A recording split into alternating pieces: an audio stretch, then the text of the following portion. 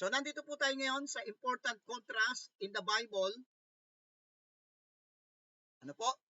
At ang ating pinaka foundational text po ng ating subject po nitong important contrast in the Bible ay sa Jeremiah 23:28. The prophet that hath a dream, let him tell a dream, and he that hath my word, let him speak my word faithfully. What is the chaff to the wheat, saith the Lord. So kaya mga minamahal, ay mahalaga po na bilang isang nag-aaral po ng salita ng Panginoon, ay napakahalaga po na na-observe po natin itong mga contrast po sa Bible. Ano po? Saglit lamang po, no? May gagawin ako saglit. Okay. So, napakahalaga po itong bagay po na to eh. What is the chaff to the wheat, saith the Lord? Sabi ng Bible, he that hath my word, let him speak my word faithfully. Ang isang mangangaral na hawak-hawak ang salita ng Panginoon, ano ang determining factor para po ma-discern natin, ma-spot natin kung yun nga ba ay faithful o hindi sa salita ng Panginoon? Ang sagot, what is the chaff to the wheat? So isa sa pinakakatangian ng isang mabuting mangangaral ng Panginoon, ng salita ng Panginoon, ay yung taong kaya niyang i-identify yung pagkakaiba ng chaff to the wheat. Okay? Ibig sabihin, alam niyang i-distinguish yung pagkakaiba ng chaff at saka ng wheat. Alam niyang i-distinguish yung pagkakaiba ng church at saka ang Israel. Alam niyang dapat i-distinguish yung pagkakaiba ng gospel of the kingdom at saka ng gospel of the grace of God. Alam niya dapat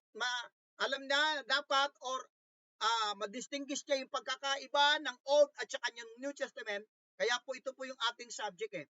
Important contrast in the Bible. Mga bagay na hindi magkapareho. Okay? Tinignan ko sa dictionary, yung ibig sabihin ng contrast. Something that is different from another thing. Talagang yung contrast po, ito po yung something na naiiba siya doon sa isa. Okay? Another definition po, a difference between people or things that are being compared. Dito po sa ating presentation, dito sa ating subject na to, ay marami po tayong ipagkukumpara at titingnan natin kung magkapareho ba ito o magkaiba. And then another definition po ng important contrast in the Bible, the act of comparing people or things to show the differences between them. So, by the way po, no, para po sa kabatiran po ng lahat, ito po ay pag natapos ko po itong subject po na important contrast in the Bible, ito po ay magiging isang biyaya ng Panginoon, pag-pray po ninyo, na magiging isa po itong libro. Itong important contrast in the Bible. At unti-unti, inaayos po natin po ito sa biyaya ng Panginoon. Now, magpatuloy po tayo. Sabi po sa Hebrews chapter 1, binabalikan lang po natin po kasi baka meron pong mga bagong pasok po ngayon. Actually, meron pa pong nag-message po sa akin na hindi niya pala alam na January 9 ang start, akala daw niya February 9, no? So anyway, sabi ko pwede pa rin siyang humabol pero dapat niyang mapanood yung mga naunang mga lessons natin, no? Now, sa Hebrews chapter 1 verse number 1, ito po yung ating follow up o back up verse doon sa Jeremiah chapter ng ating foundational text, no? Hebrews chapter 1 verse number 1, God who at sundry times and in diverse manners spake in time past unto the fathers by the prophets. Anong ibig sabihin ng sundry times? Ibig sabihin, different times. Ang Diyos sa iba't ibang panahon. Ang Diyos po nangusap po siya sa iba't ibang panahon. Nung panahon ni Adam, nung panahon ni Noah, Nung panahon ni Abraham, ang Diyos ay nagbigay ng kapahayagan, nangusap ang Panginoon sa kanila. Nung panahon po ni Moses, nung panahon po ni Joshua, nung panahon po ng mga judges, nung panahon po ni King David, nung panahon po ng mga prophets, ano po, yan po yung mga bagay po na ang Diyos sa bawat panahon ay siya po ay nangusap. And then, another natitingnan po natin, itong diverse manners. God who at sundry times and in diverse manners. Ang ibig sabihin ng diverse manners, different ways. Ang Diyos sa iba't ibang mga pamamaraan, sa iba't ibang panahon at sa iba't ibang pamamaraan. Pansinin po natin, ang katanungan ay ganito po how did God speak in the Old Testament? Paano bang nangusap ang Panginoon sa lumang tipan? Hindi po pare-pareho Tingnan po natin. Sa Genesis chapter 3 verse 8, God walked and talked with people. Sa Genesis 19:1, sa Judges 13:13 at marami pang mga talata sa banal na kasulatan, God spoke through angels. Nangusap ang Diyos, nagpahayag siya sa pagitan ng mga angels. Sa Genesis 31:11, sa 1 Kings chapter 3 verse 5, ang ginamit naman ng Panginoon dito ay sa pamagitan ng panaginip. God spoke in dreams. So makikita natin, God who at sundry times, ang Diyos sa iba't ibang mga panahon at sa iba't ibang pamamaraan. Okay? God spoke through angels. God spoke in dreams. And then sa Exodus chapter 33 verse 11 and Exodus chapter 24 verse 9 to 11, God spoke face to face. Okay? And then, God spoke through vision sa Genesis 15:1, sa Numbers 12:6, and Ezekiel chapter 11 verse 24. So, makikita po natin mga minamahal na ang Diyos, iba't ibang panahon. Sa panahon ni Adam, nangusap siya, panahon ni Noah, panahon ni Abraham, at sa iba't ibang mga pamamaraan. Okay? Now, God never changes. He is always the same. Sabi nga sa Malakay chapter 3, verse number 8, verse 3, chapter 3, verse 6, for I am the Lord, I change not, therefore ye sons of Jacob are not consumed. Okay?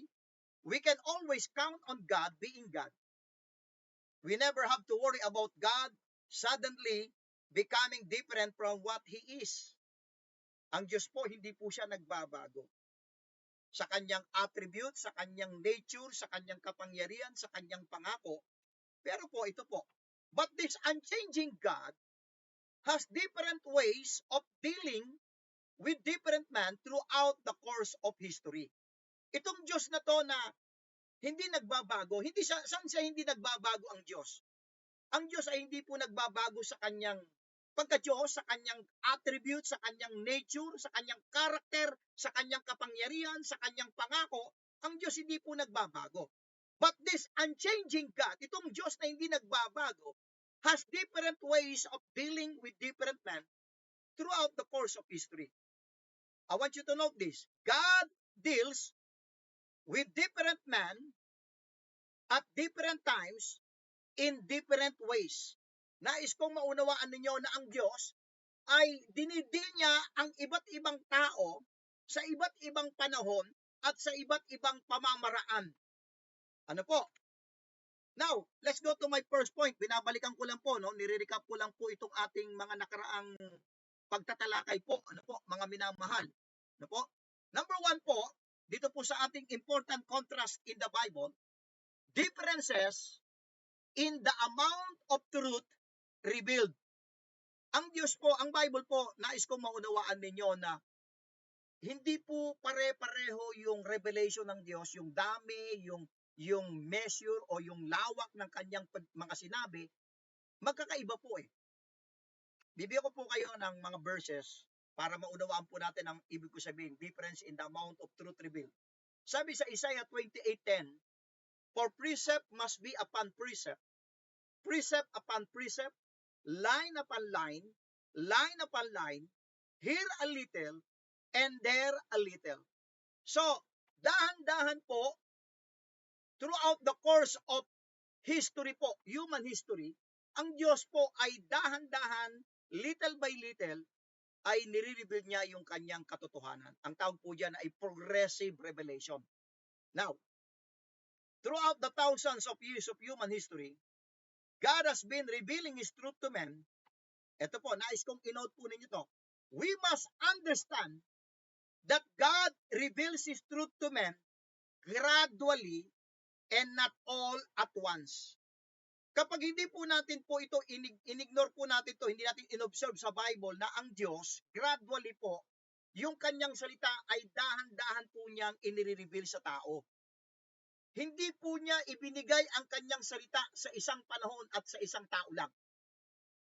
Okay? Inabot po ng halos 1,500 years bago po na kumpleto ng Diyos yung kanyang revelation.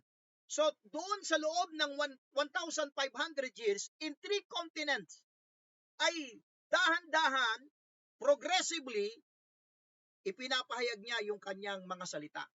At kailangan po, tayo po na mga nag-aaral po ng banal na kasulatan, dapat po makita natin yung bagay na yon. Difference in the amount of truth revealed. Magbigay po tayo ng halimbawa po. Matthew chapter 13, verse number 17. For verily I say unto you, that many prophets and righteous men have desired to see those things which ye see, and have not seen them, and to hear those things which ye hear, and have not heard them. Sabi ng Panginoon sa kanyang mga alagad, mapalad kayo. Bakit? That many prophets and righteous men have desired to see those things which you see and have not seen them. Sabi niya, mapalad kayo sapagkat maraming mga propeta at mga righteous men, talking to the Old Testament people, okay, Old Testament saints, na dinidesire nila na makita ito yung mga bagay na nakita nyo ngayon pero hindi nila nakita. And to hear those things which ye hear and have not heard them. So ibig sabihin, mga minamahal, maliwanag na maliwanag po dito sa Matthew chapter 13 verse number 17 na meron pong ipinahayag ang Panginoon sa kanyang mga alagad na hindi po ito naipahayag sa mga propeta ng lumang tipan. So maliwanag po yan. Now, pasilip po natin sa John chapter 16. But even the disciples were not given all of the truth.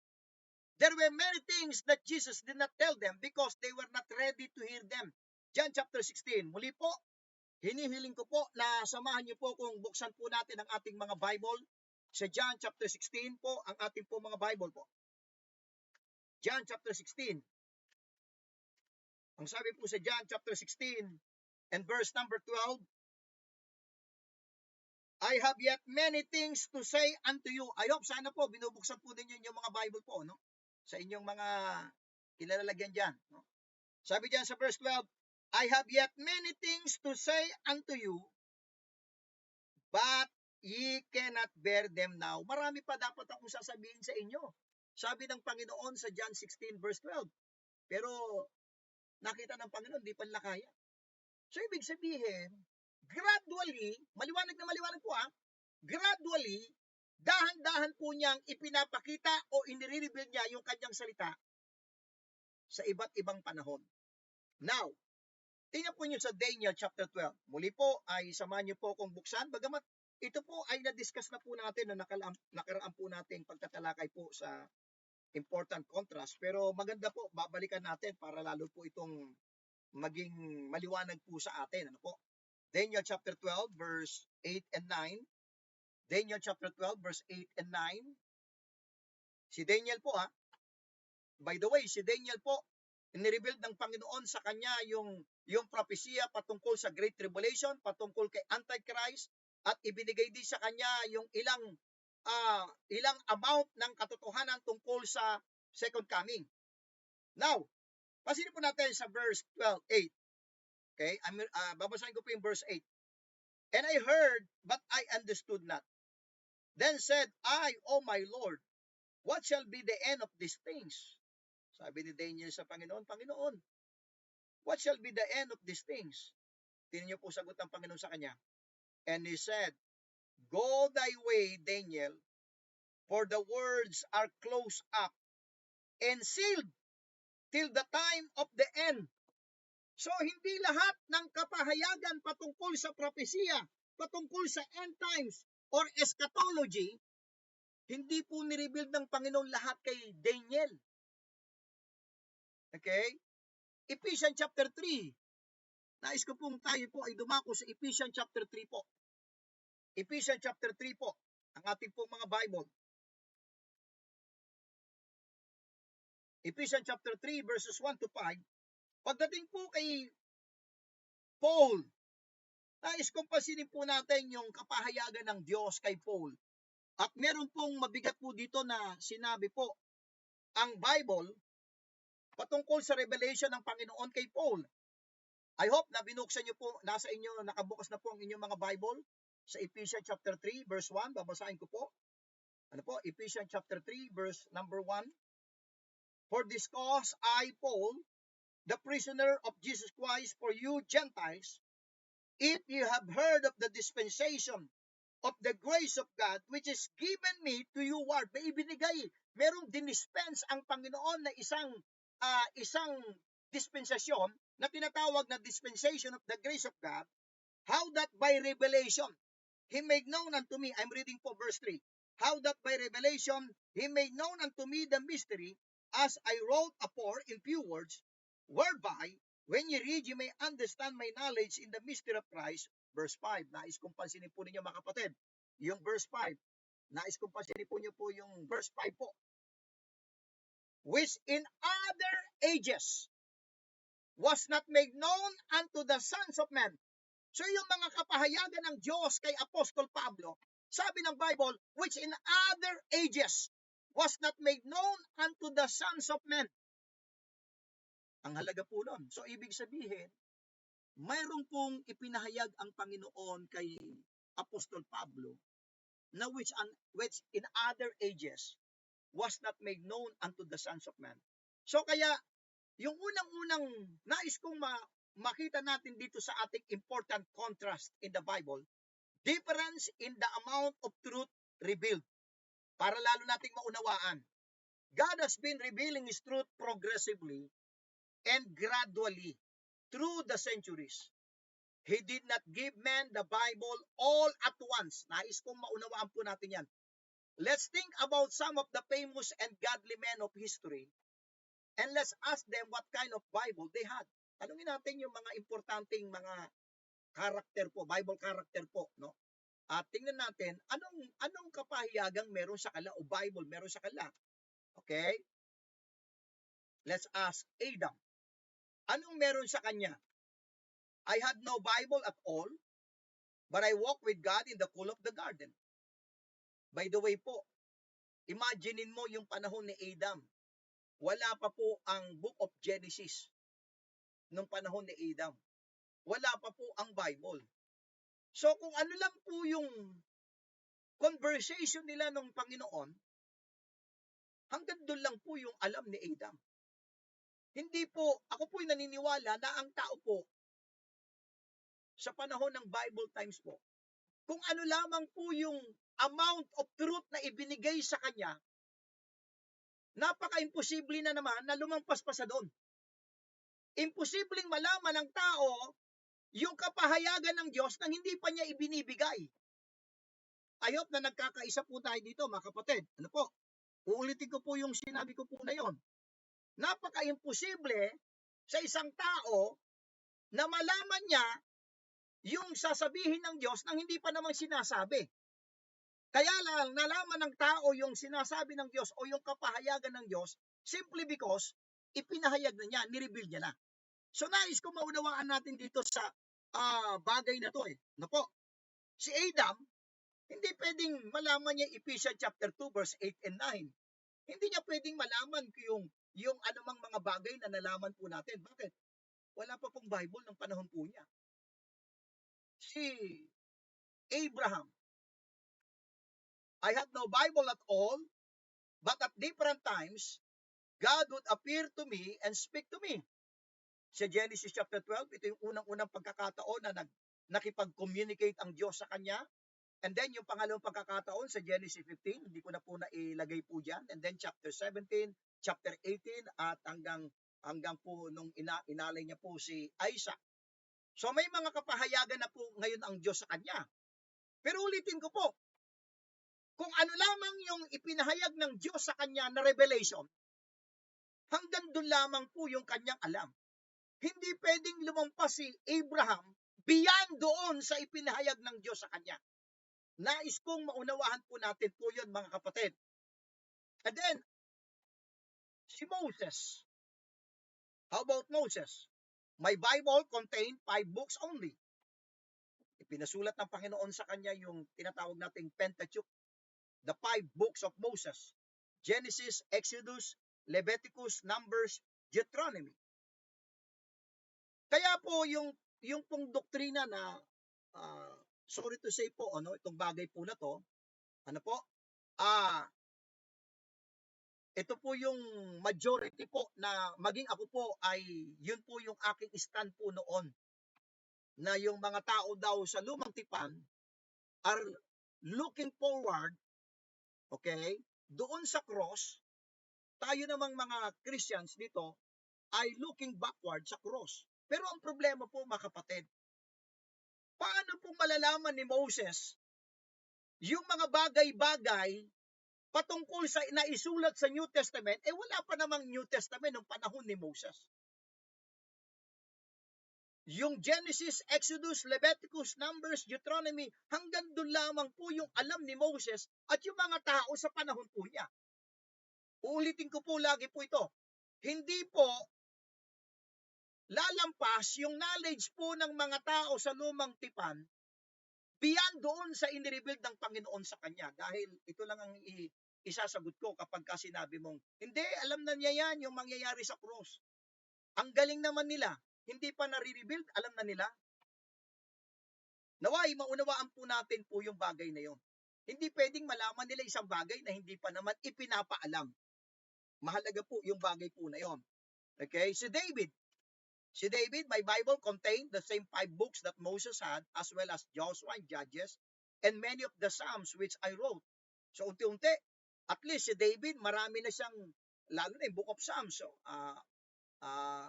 ang daming laman ng Book of Psalms, no? Ang daming chapters, yung Book of Psalms. So, at least, mas marami na siyang nakikita, marami siyang alam kaysa kay Moses, kay Abraham, at kay Adam. Yun po ang nais ko mapansin po natin. Si Ezra. Si Ezra po, my Bible contained most of the Old Testament books, but not all of them. Medyo marami-rami na pong mga sulat po sa lumang tipan ang naisusulat na po. And then, ito po, how about the 12 apostles? My Bible contained all of the Old Testament books, but none of the New Testament books po. So, yung 12 apostles, before the cross, nais kong maunawaan po natin po ito, mga pinamahal. Before the cross,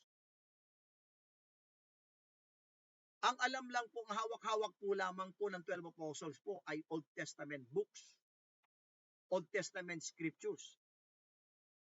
Kaya nga, pag nandun na po tayo sa gospel, okay, ay maunawaan natin dahil kung ano lamang yung available na kapahayagan ng Diyos sa kanila, yun lamang po ang kanilang kaalaman. So, ibig sabihin, limitado yung knowledge ng mga tao sa lumang tipan.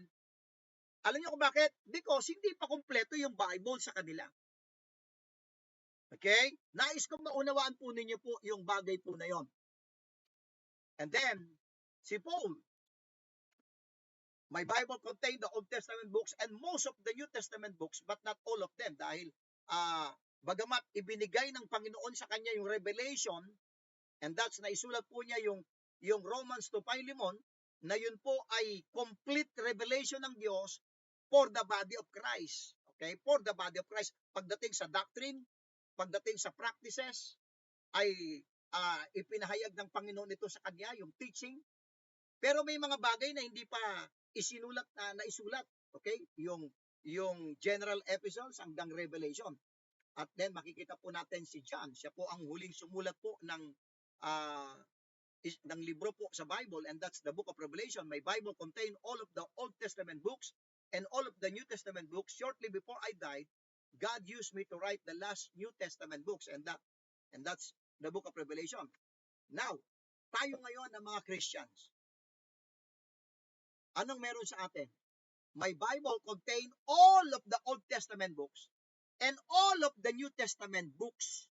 So, mga minamahal, wag din natin pwedeng ikumpara yung ating knowledge sa Bible at ikukumpara mo sa knowledge kay Moses.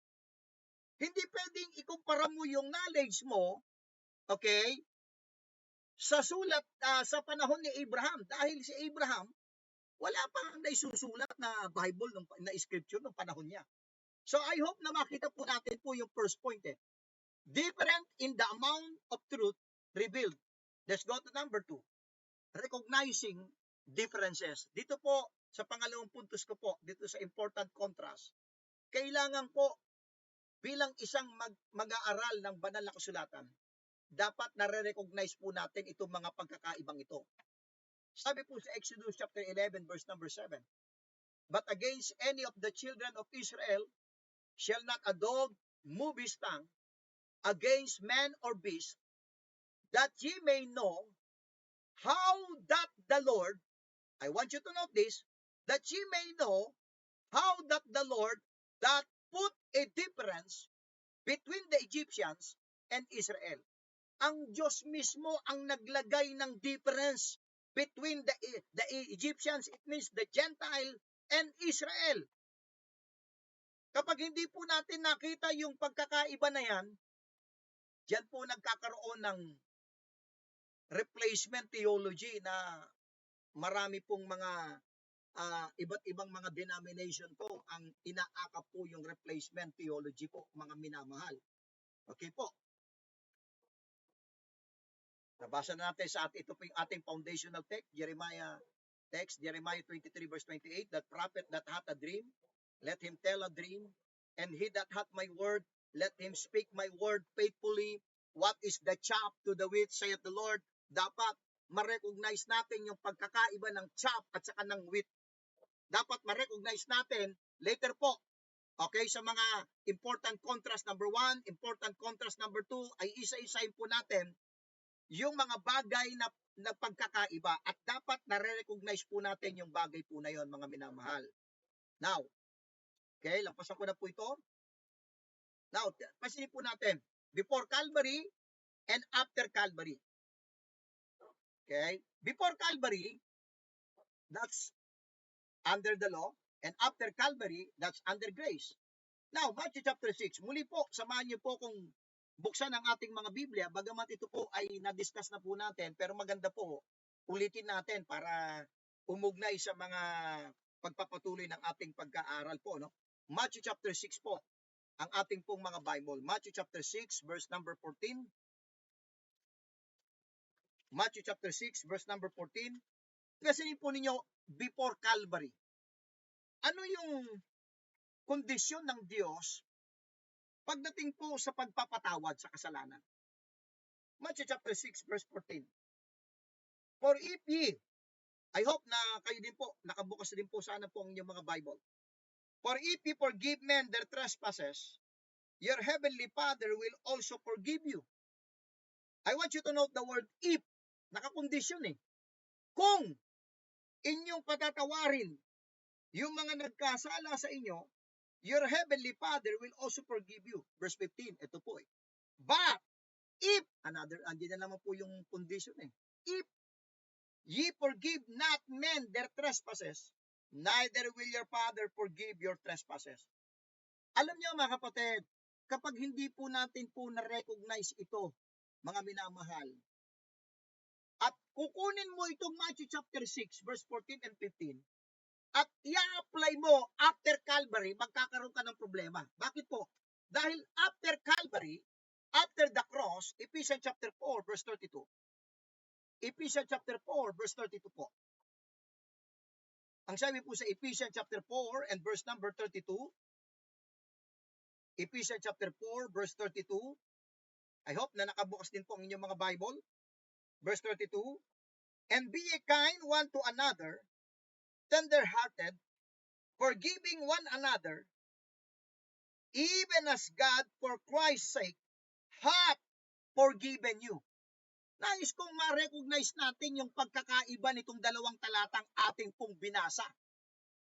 Before Calvary, ang forgiveness ay nakabase sa pagpapatawad mo sa iba. Pero after Calvary or after the cross, ang forgiveness po ay nakuha mo na, napatawad ka na, kaya magpapatawad ka sa iba. I hope na nakita po natin, hindi po magkapareho yan. Magkaiba po. Dito sa Matthew chapter 6, magpatawad ka para patawarin ka. Dito sa Ephesians chapter 4 verse 32, magpatawad ka dahil, hindi para patawarin kundi dahil pinatawad ka na.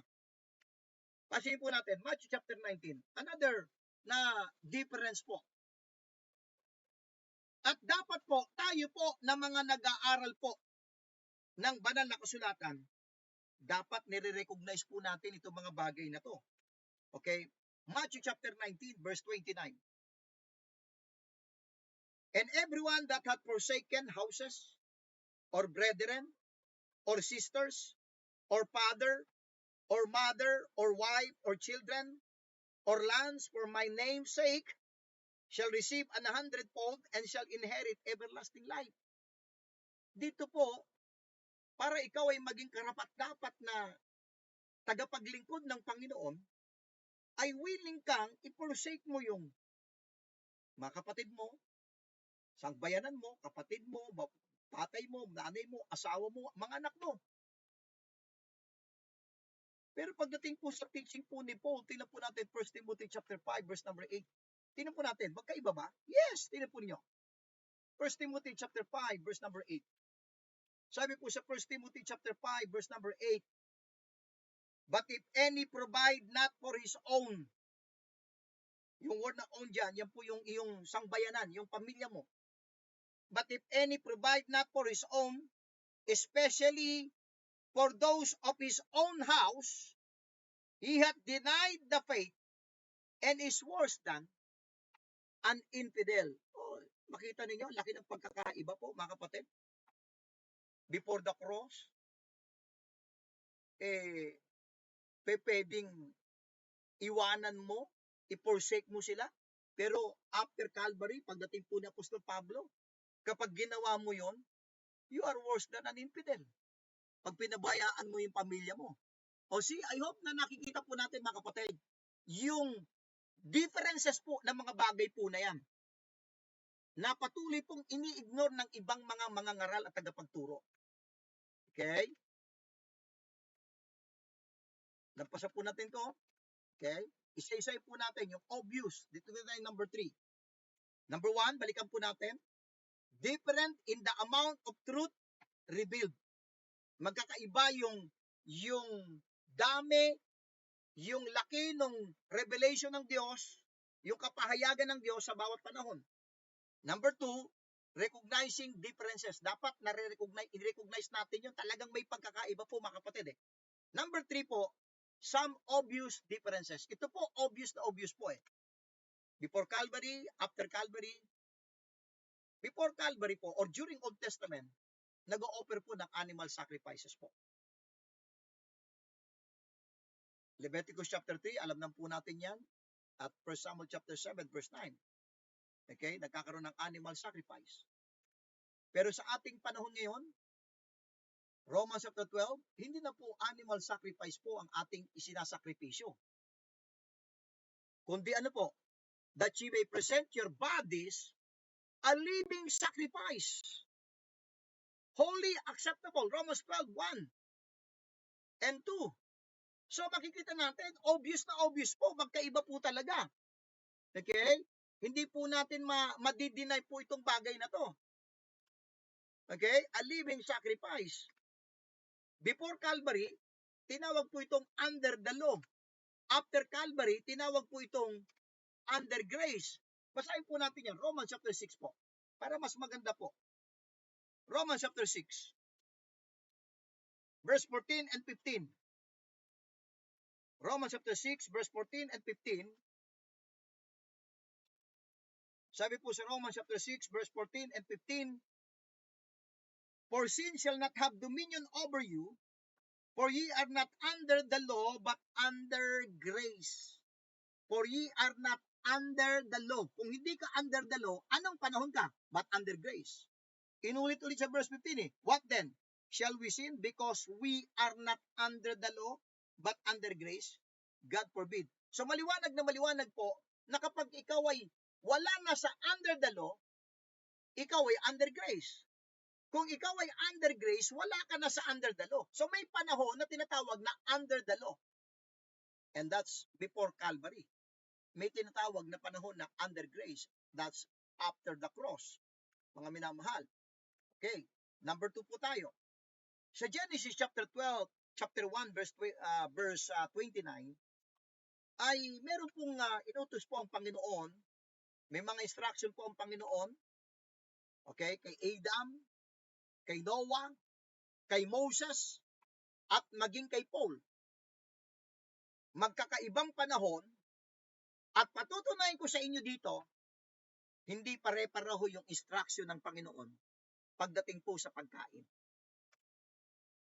Kay Adam, Genesis 1:29, every herb bearing seed. Kay Noah, every moving thing that liveth. Genesis 9:3. Kay Moses, meron ng restriction.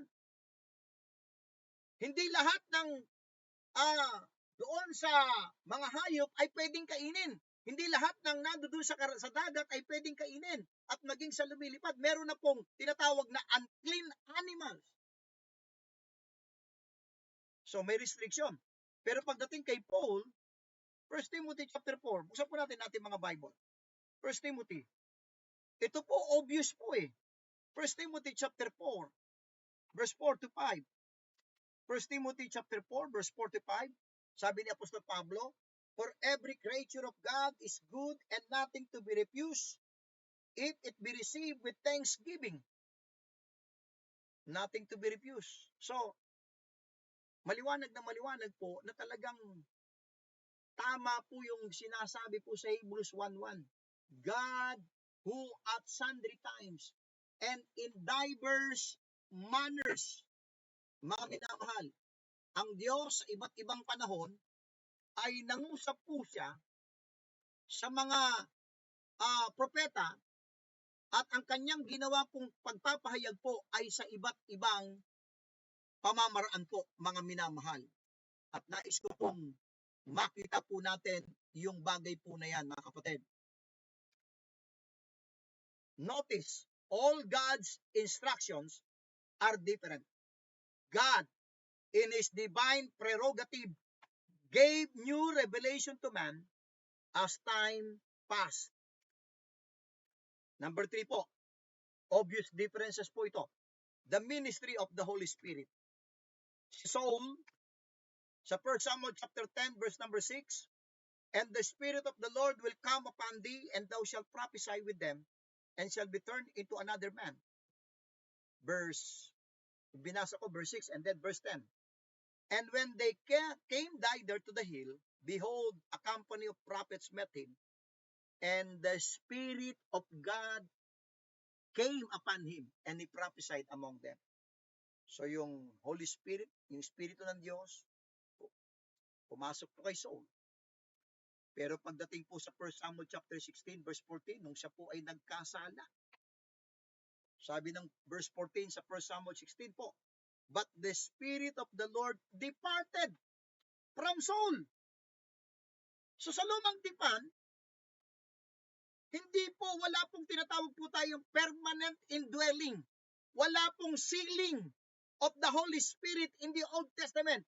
Bakit mo nasabi, evangelist? Umalis yung Espiritu ng Diyos kay Saul nung nagkasala po siya. Okay? Ang liwanag po niyan.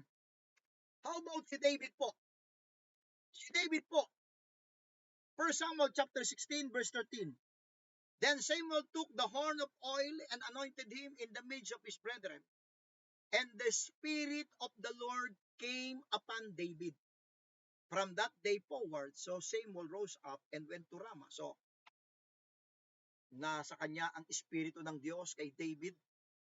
Pero nung siya po ay nagkasala po, Okay? Ng adultery. Okay? Sa Psalms 51:11, ito po yung kanyang, ang tawag po dyan David's confession. Okay? Sabi niya sa Psalms 51:11, maganda po, buksan po ninyo inyong mga Bible po para makita po ninyo po ito. Itong verse na to, mga minamahal. Ano po ang nakalagay po dyan? Cast me not away from thy presence, and take not thy Holy Spirit from me.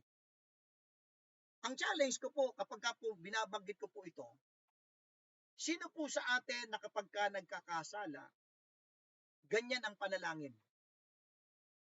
Ang prayer Panginoon, huwag mo namang ialis ang Holy Spirit sa akin. Okay? Ito po, ipinapakita ko sa inyo yung obvious difference ng ministry po ng Holy Spirit before Calvary and after Calvary. Tingnan po natin sa panahon po natin. Sabi sa Ephesians 1:13, in whom ye also trusted, after that ye heard the word of truth, the gospel of your salvation, in whom also, after that ye believed, ye were sealed with that Holy Spirit of promise. The moment na ang tao ay nagtiwala doon sa kasapatang ginawa ni Kristo, instantaneously siya po ay naselyuhan ng banal na Espiritu. Hanggang kailan po yan? Ephesians 4:30. And grieve not the Holy Spirit of God, whereby ye are sealed unto the day of redemption. Yung day of redemption, yan yung pagbabalik ni Kristo sa rapture, na tutubusin po yung ating pong katawan. So hanggang dun po yung sealing, yung indwelling ng Holy Spirit. Ibig sabihin, sa ating panahon ngayon, meron pong tinatawag po tayong the permanent indwelling of the Holy Spirit in the believers. Hindi po umaalis. Pero pagdating po, pag pumunta ka sa Old Testament, walang ganong sitwasyon. Umalis kay Saul ang Espiritu ng Diyos. Si David nangangamba sa kanyang panalangin, Lord, take not thy Holy Spirit from me. Mga kapatid, ipinapakita ko po sa inyo itong obvious differences po dito po sa bagay po na to. Let's go to number 4. Sa Old Testament po, meron pong Abraham's bosom. Sa kabilang side po yung hell, at meron pong pagitan po yan na tinatawag pong gulf. Kapag ka po ang tao sa Old Testament ay namatay, siya po ay pupunta po sa Abraham's bosom. Ano pong basehan po natin? Yung Luke chapter 16. Tama po ba? Okay? Wala na po tayong time na buksan po yon dahil binabalikan ko lang po ito. Pero, yung New Testament saints, tayo po na mga believers na bahagi ng katawan ni Kristo, part ng body of Christ, pag namatay po tayo, sabi ng 2 Corinthians chapter 5, absent from this body, present to the Lord. Okay? Ang liwanag po niyan So magkaiba po. Okay? Yung pagdating po sa destinasyon ng tao pagkatapos niyang mamatay. Yung Old Testament saints sa Abraham's bosom pag namamatay po sila. Yung mga Charge A saints sa heaven pag namatay po siya. I hope na nakikita po niyo yung bagay po na yan. Let's go to number 5. Sa panahon po natin ngayon, ang kaligtasan po ay present possession. Ephesians 1:13, Colossians 1:13, Romans 5:11. It's a present possession. Pero tingnan po natin yung mga Old Testament people, Old Testament saints. Alamin po natin ano po yung kanilang kalagayan sa harapan ng Diyos. Hebrews chapter 11 po. Alam natin na itong Hebrews 11 po ay tinatawag nilang the Hall of Faith. Okay? Mga heroes of faith. Pero nais kong pansinin po nyo sa verse 13. Hebrews 11, verse number 13. These all died in faith. Namatay sila na taglay-taglay yung pananampalataya. Not having received the promises. Maliwanag po yan But having seen them afar off, and were persuaded of them and embraced them and confessed that they were strangers and pilgrims of the earth, on the earth. So sila po, nakikita lang nila afar off. Namatay po sila na wala pong tinatawag na present possession. Verse 39 po. Dagdagan pa po natin, verse 39. Sana nandiyan po kayo sa Hebrews chapter 11, verse 39. And this all having obtained a good report, through faith, receive not the promise. So, ang laki po ng pagkakaiba po eh. Not having received the promises. Pero sa ating po, sabi ng 1 John chapter 5, he that hath the Son hath life.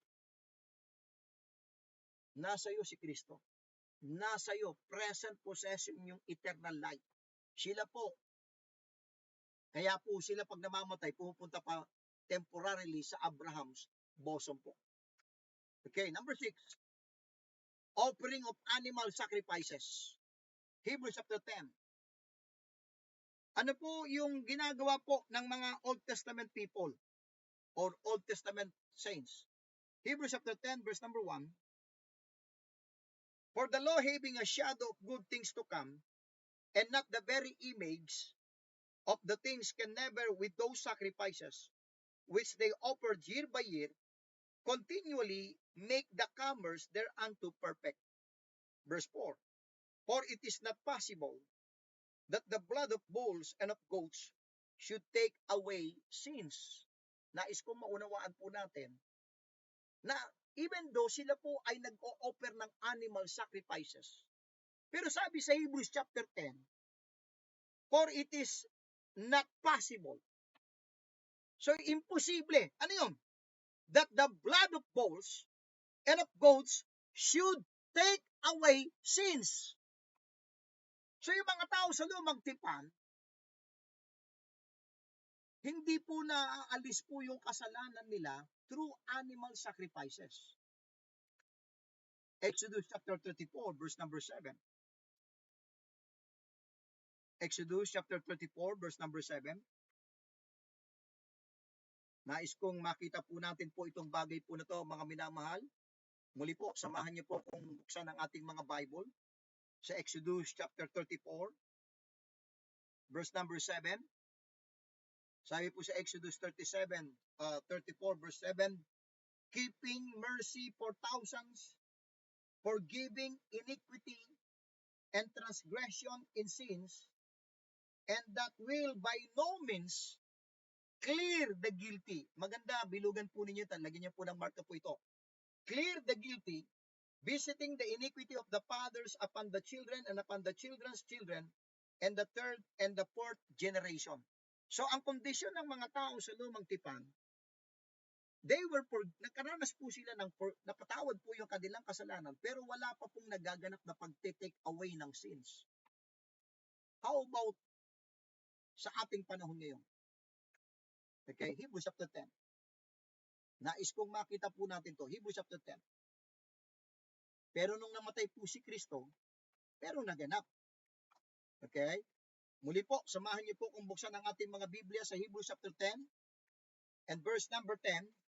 Hebrews 10:10, by the which will we are sanctified through the offering of the body of Christ once for all. Okay, mahalaga po yung bagay po na yan. Kaya, ano pong naganap nung napako po si Kristo sa krus? Nagkaroon ng redemption, nagkaroon ng justification, nagkaroon ng regeneration, nagkaroon ng imputed righteousness, nagkaroon ng eternal life. Lahat ng yon sa ating panahon ngayon, instantaneous naganap po sa atin. Pero sa mga Old Testament people, sa future pa lang po magaganap po yon. Ano po ang basis ko? Romans chapter 3 po. Muli po, samahan niyo po kung buksan ng ating mga Biblia. Romans chapter 3 and verse number 25. Romans 3:25. Bilang patunay na itong mga bagay na to ay future pa lang sa kanila. Sa atin, instantaneously po, nangyari po yon sa kanila sa future. Anong basis ko? Romans 3:25. Buksan po natin ang mga Bible po natin sa Romans 3:25. Whom God hath set forth to be a propitiation through faith in His blood, to declare His righteousness for the remission of sins that are past through the forbearance of God. Nung napako si Kristo, kasama po silang doon sa remission of sins that are past. Para lalong mas maging maliwanag po, Hebrews chapter 9 verse 15 po. Buksan niyo po ang inyong mga Biblia, samahan niyo po ako sa Hebrews chapter 9 verse 15 po, ang ating pong mga Bible. Hebrews 9:15, and for this cause, He is the mediator of the New Testament, that by means of death, for the redemption of the transgression that were under the First Testament. Ano po yung First Testament? Yung pong Old Testament. Okay? Sabi diyan, that by means of death, for the redemption of the transgressions that were under the Testament, the First Testament, they which are called might receive the promise of eternal inheritance. Kaya nga sa kanila future, kaya temporarily, nandun po sila sa Abraham's bosom. Nag-aantay po sila ng final one sacrifice, once and for all, na yun po ang magtutubo sa kanila, na yun po ang magbibigay sa kanila ng imputation, ng justification. Pero sa atin po, instantaneous po, the moment ng isang tao nag-believe, wala pong future. Ora mismo naganap sa itong redemption, justification, regeneration, imputed righteousness, and eternal life. Now, differences before and after. Bibilisan ko na lang po rito. Okay? As we read and study the Bible, we soon learn that there are certain key events which took place that made a big difference. These events brought about some amazing changes and differences. Let us briefly consider some of these events and think about the difference that they made. The fall. Okay? Sa pagkakasala ng tao. Before the fall and after the fall. Before the fall, ang tao po ay nabubuhay ng masaya, wala po yung sin, wala, everything ay napakaganda. Pero after the fall, nagkaroon ng pagbabago. So, obvious po yan. Before the fall and after the fall. Can you think of how things were different before the fall and how things changed after the fall? Is there a difference between Genesis 2:25 and Genesis 3:7? Is the fall of man an event which affects people even today? Yes. Differences before and after. Ano ba po? The flood. Before the flood and after the flood. Okay? Before the flood, that was man's diet to consist of. What was man's diet to consist of? Ano yung kinakain before the flood? Nabasa natin kanina, Genesis 1:29. But after the flood, what was man's diet to consist of? After the flood, doon na pinahintulutan silang kumain ng mga animal. Okay? Before the flood, were murderers put to death by capital punishment? But after the flood, were murderers to be put to death by capital punishment? Before the flood, hindi pa na-experience ng tao ang ulan. Pero after the flood, doon nila nakita. So makikita natin yung differences before and after. The Tower of Babel. Okay, before Babel and after Babel. Before the Babel judgment, how many languages were there on the earth? Iisa lang yung language, yung lingwahe. But after this judgment, how many languages were there? Dumami. Diyan po nag-start yung nagkaroon ng iba't ibang lingwahe ang tao. So makikita natin yung differences before and after. The call of Abraham. Before Abraham and before or after the call of Abraham. Prior to Abraham, there was only one group of people in the world, commonly referred to as Gentiles. Before tinawag ng Panginoon si Abraham, ang tao nun, isang klase lang, Gentiles. After Abraham, there were two groups of people in the world, Jews and Gentiles. Before Abraham, circumcision was never commanded by God to be a sign for anything. But in Abraham's time and after it was. Kaya makikita natin yung differences before and after. The call of Moses. Before the call and after the call of Moses. Prior to Moses, there were no written commandments. But after Moses received the law from God, then there were written commandments. Prior to Moses, there was no Sabbath observance. Okay?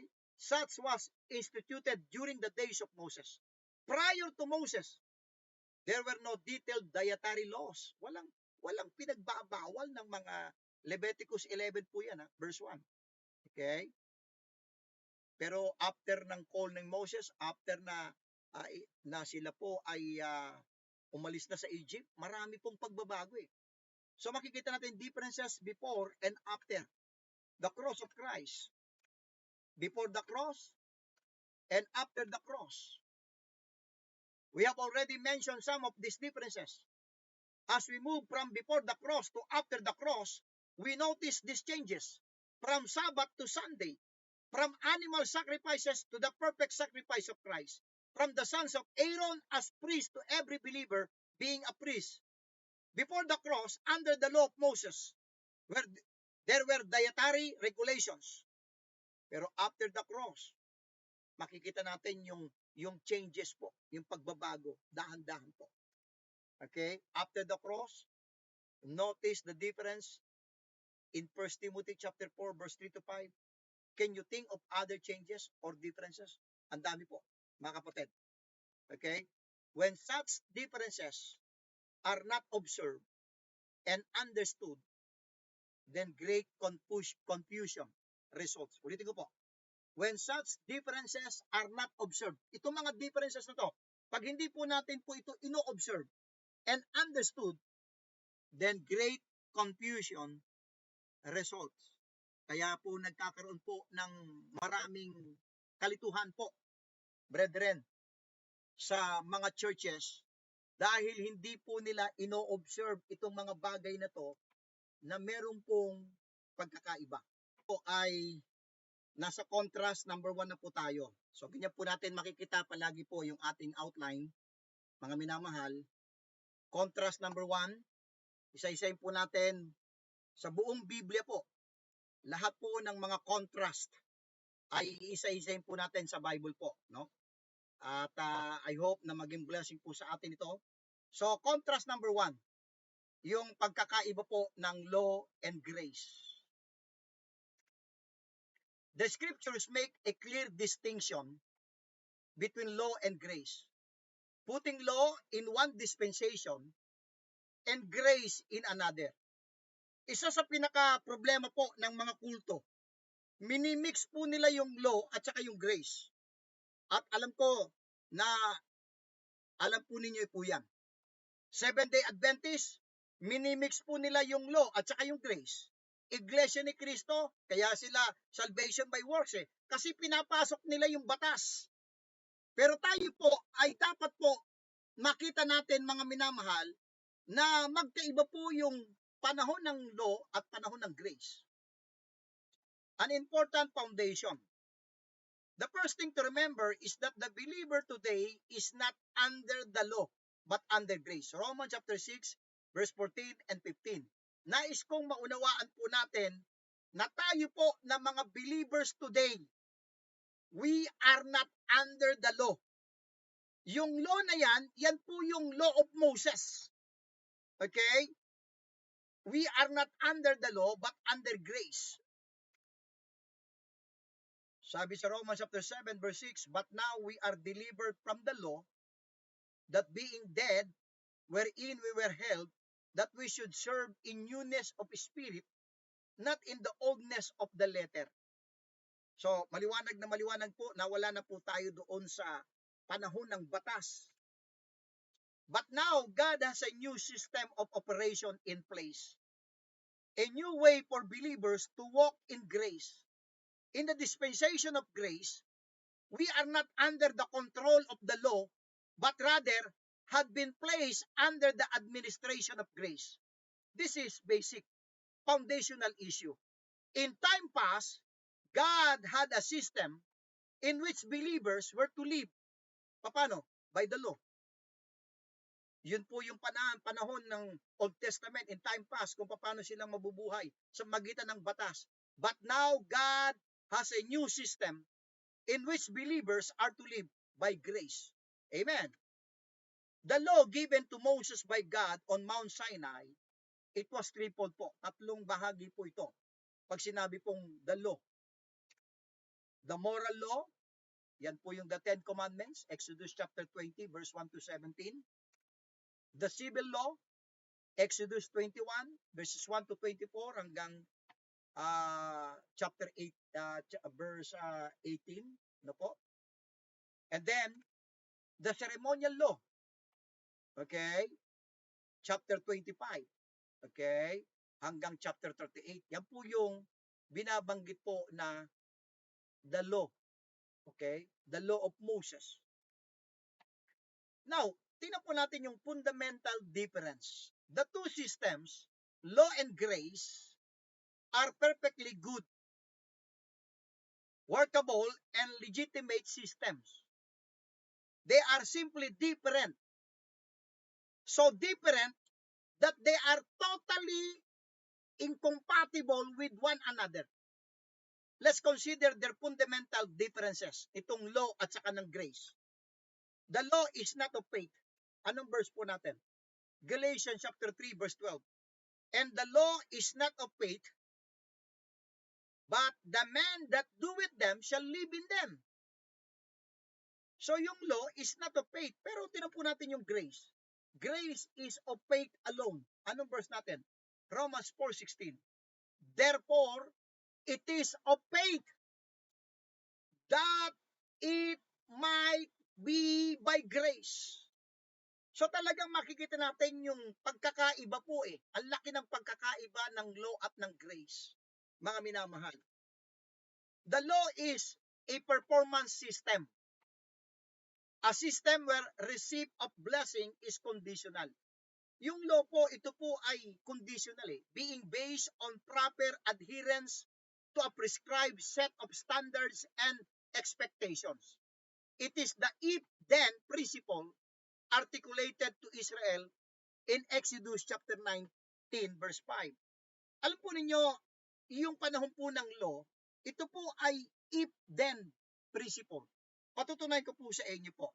Sa maraming pagkakataon po sa lumang tipan, yung panahon ng under the law, ito po ay performance system po. Exodus chapter 19 verse number 5. Ayan po. Sabi sa Exodus 19:5, now therefore, if ye will obey my voice indeed, and keep my covenant, then, I want you to note the word if and then. Okay? Condition, pag ginawa mo, then ye shall be a peculiar treasure unto me, above all people, for all the earth is mine. So makikita natin po ito. Time and time again, all throughout sa mga sistema ng Diyos sa Old Testament law, meron pong if and then principle po. The proportion was clear enough. If they live up to the divinely established mandates, then they will receive the promised blessing. Kaya po, yung blessing po sa Old Testament ay nakakondisyon sa kanilang pagsunod. If, however, they fail to give the required exact obedience, then a curse and judgment would follow. Deuteronomy chapter 28. Buksan po natin mga Bible sa Deuteronomy chapter 28.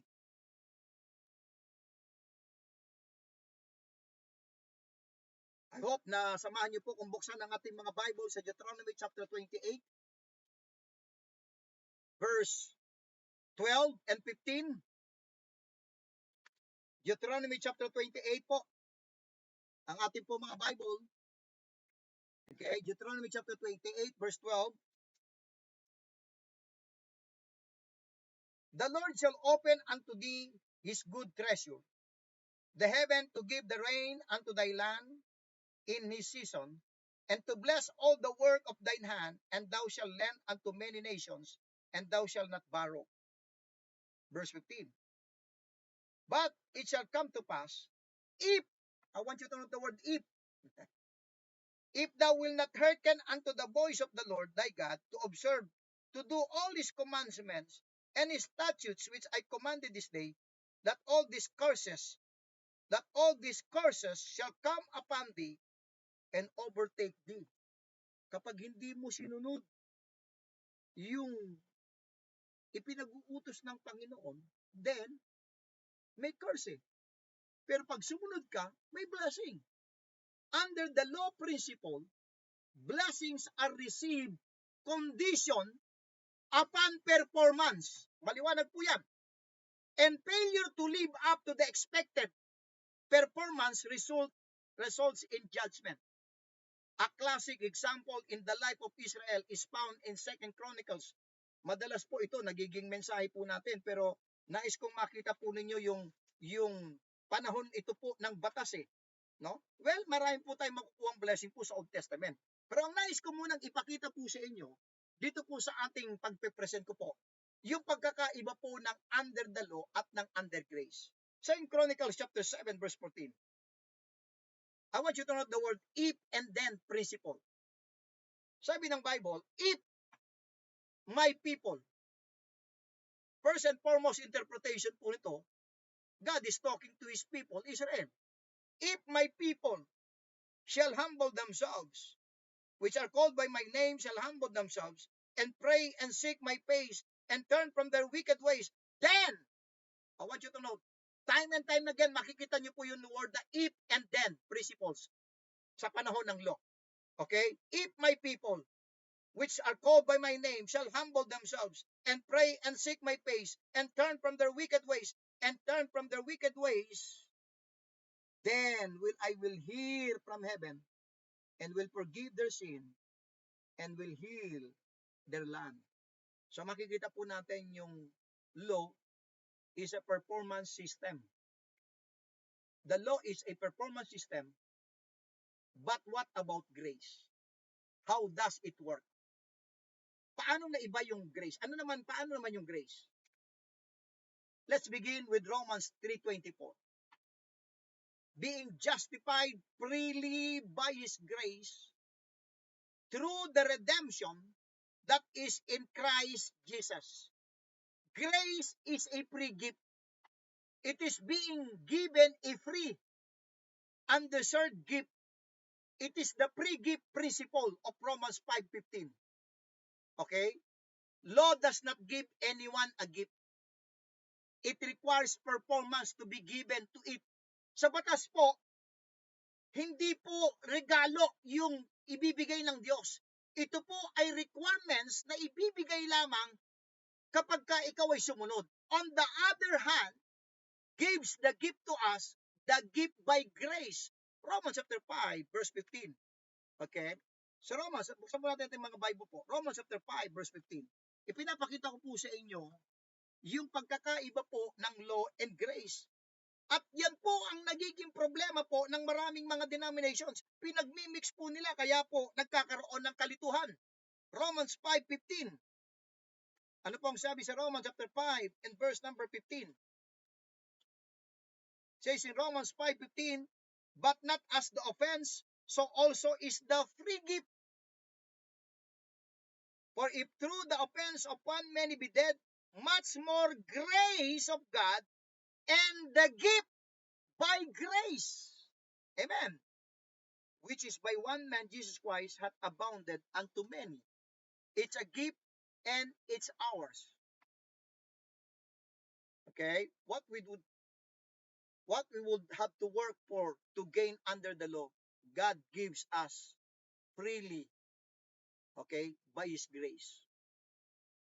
Yung mga bagay na pwede nating makuha nung kung ikaw ay na under the law, okay, na makukuha mo ito as free gift sa panahon ng grace. Grace is the system of operating whereby in Christ, because of His finished all-sufficient work at Calvary, God can freely give us all things. Yun po yung pagkakaiba ng law and grace. Sa law, ito po yung performance system eh. Sa grace, performance po ni Kristo ang naging basihan. Kaya po sabi sa Romans 8:32, He that spared not His own Son, but delivered Him up for us all, how shall He not with Him also freely? Ang ganda po nito eh. Give us all things. Yan po ang panahon ng grace, mga minamahal. God's grace bestows upon us as a free gift an absolutely perfect and complete standing in Christ Jesus. Kaya lahat ng mga tao sa panahon ng under grace, complete po ang ating standing po sa ating Panginoon. At ito po ay it's a gift and we receive the whole package at the start nung tayo po yung nasave. The law is a performance system, a system of conditional blessings. Grace, on the other hand, is a free gift system, a system of unconditional blessing. Yan po ang pagkakaiba po. Under the law principle, blessings are received and curses avoided based on proper adherence to a prescribed set of standards and expectations. Under grace, blessings are fully given as a free gift. Amen. Amen and amen. Now, papakita ko po sa inyo yung contrast po ng law and grace. Under the law, there was a dividing veil. Let's turn to Exodus. May veil na nagdi-divide po eh. Exodus chapter 26. Muli po, samahan niyo po kung buksan ang ating mga Biblia sa Exodus chapter 26 po, mga kapatid. Okay, Exodus chapter 26 and verse 33. Exodus 26:33. And thou shalt hang up the veil under the taches, that thou mayest bring in thither within the veil the ark of the testimony, and the veil shall divide unto you between the holy place and the most holy. Yung law po, okay, under the law, there was a dividing veil. Pero under grace, grace brought a rent veil. Sa panahon ng grace, yung veil na yan na nawasak po, napunit na po. Hebrews chapter 10. Sa Hebrews chapter 10 verse 19. Pinapakita ko po dito sa inyo yung contrast po ng law and grace. Nasa contrast number 1 pa lang po tayo. Okay? Ang sabi sa Hebrews chapter 10. Muli po, samahan niyo po ang buksan ng ating mga Biblia sa Hebrews chapter 10 verse 19 to 22. Having therefore, brethren, boldness to enter into the holiest by the blood of Jesus, by a new and living way, which He hath consecrated for us through the veil, that is to say, His flesh, and having an high priest over the house of God, let us draw near with a true heart in full assurance of faith, having our hearts sprinkled from an evil conscience, and our bodies washed with pure water. Sa panahon ng grace, yung veil na yan ay napunit. At makikita natin sa Matthew 27, nung sumigaw ang ating Panginoon na nang pagkatapos sa sumigaw na it is finished, the veil of the temple ay napunit po yan.